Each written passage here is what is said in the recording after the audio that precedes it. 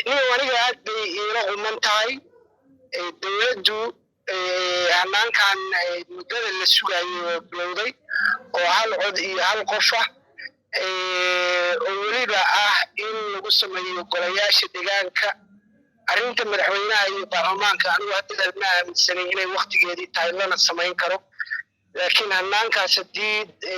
deegaanada laga sameeyo dowladda hoose laga sameeyo waxaan qabaa wax fiican weeye dadku waa la isku naafsan yahay oo aragtiyo kala duwan weeye laakiin waa aragti ogtahay cid walba aragtiday leedahay laakiin wixii ugu wanaagsanaa oo hadda puntland loo qaban lahaa weeye hal cod iyo hal qof in horey loogu dhaqaaqo oo weliba la kala qaado oo la yidhahdo middaanaan hormarayna aniga marka waa soo dhaweynaya waana ku muxuu ahaa bogaadinaya khaasatan cidda loo dhiibay oo ah juxa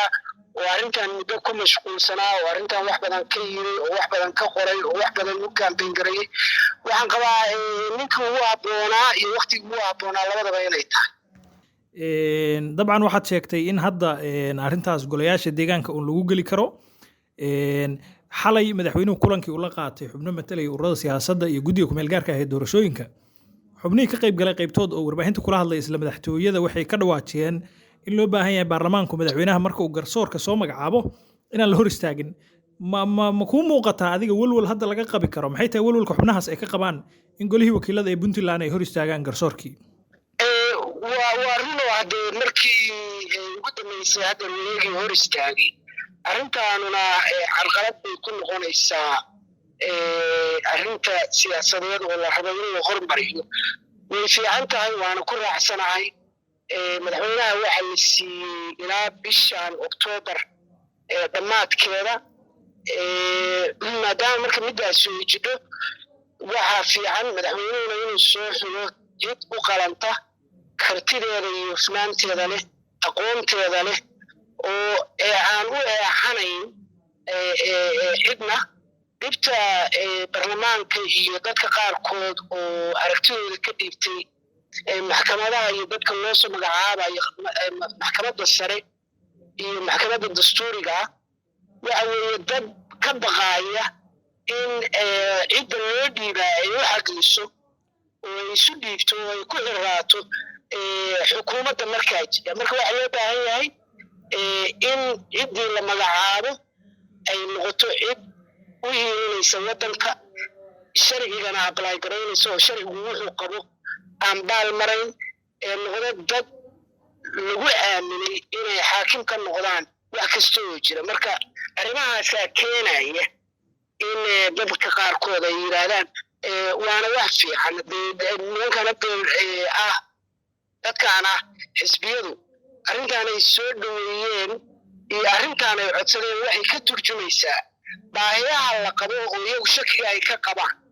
oo ay ka mid tahay maxkamaddii sare oo ay ka mid tahay maxkamaddii dastuurigaada haddii wax laisku qabto hagaajin lahayd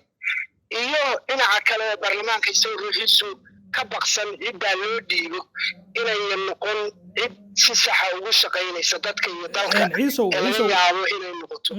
adigaa sheegay tuhunka baarlamaanka dabcan ama golaha wakiilada oo la xiriirta in ciddaasu ay noqoto cid madaxtooyada u xaglisa dhowaan waxaa jirtay kalfadhiga u dambeeyey ee golaha wakiiladu intuu socday in ay dib u celiyeen xubno uu madaxweynuhu magacaabay garsoorayaasha maxkamadda sare ee puntland kadibna saacado gudahood madaxweynuhu uu isla garsoorayaashii uu dib u magacaabay isagoo weliba safar ku maqnaa ma oran karnaa madaxweynuhu isagaa tuhunka abuuray sababta uu kuwaas hore ugu dheganaa haddana walwalkii unbay golaha wakiiladu qabaane wax zaa'ida kama jiraan waa run horta sideedaba tuhun baa jira oo la rabo in madaxweynuhu iyo ay kala madax bannaanaadaan maxkamaduhu sababtaa saddexdaa haykal oo baarlamaanka iyo xukuumadda iyo garsoorku inay kala madax bannaanaan baa la rabaa ay noqon dad isku midan oo iswata oo jeebka isugu jira waxaa la rabaa marka madaxweynuhu inuu soo saaro dad u qalma oo kartideedii iyo hufnaanteedii iyo aqoonteedii leh laguna kalsoonaan karo ilaa had lagu kalsoonaan karo moogta qofka bini aadanka ah cid walbii moogtahay cid baa jecel cid baan jeclayn cid baa ka shakisan marka madaxweynaha laga rabaa inuu tuhunka saaro haddeer waxaan dhegaysanayay dad badan oo fikirro kala duwan qaba arrinta ay ku soo celcelinayeen bay maxkamaddii ma jidho maxkamadaha waxaa laga yaabaa inay noqdaan dad madaxweynuhu wato marka waxaa la rabaa in madaxweynuhu waxaan oo dhan ceebka saliin ka noqdo oo ka baxo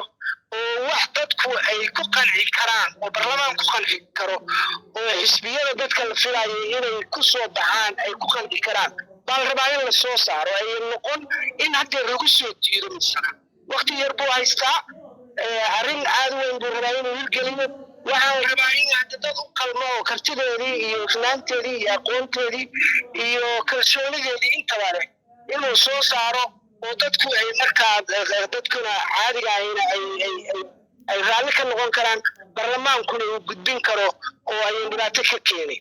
ma ogtahay macmil in akoonka Sayfin Akoon oo ka mid ah akoomada Salaam Banki aad dhigan karto lacagaha adigoo jooga gurigaaga goobtaada shaqada iyo meel kastaba waxaadna ku dhigan kartaa adigoo maraya habkan fudud fadlan garaac xidig 886 xidig akoonkaaga bangiga xidig lacagta 4 gees Sayfin Akoon waa koonto dhigaal ah oo macmiilku ku keedsan karo lacagihiisa si fudud waxaadna kala bixi kartaa adigoo taga xarumaha bangiga oo kaliya ku keedso lacagahaaga koontada dhigaal ee bangiga Salaam